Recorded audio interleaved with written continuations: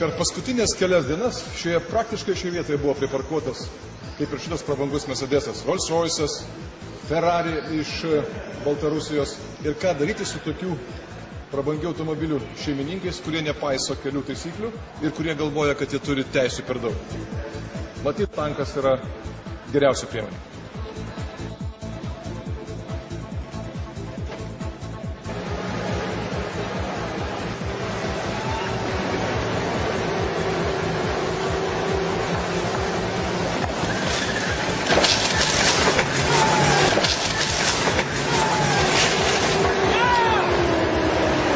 Jeigu automobilis parkuos blogai, bus taip.